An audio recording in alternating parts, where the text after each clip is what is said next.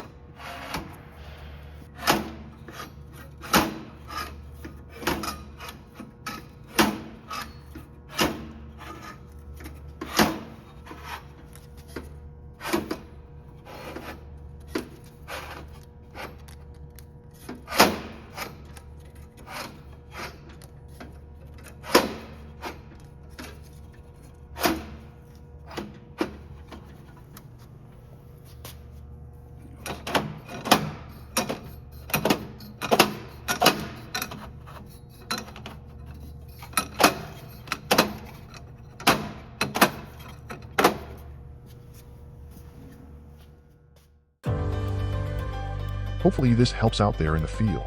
Thanks for joining us for this episode of Maintenance Minute.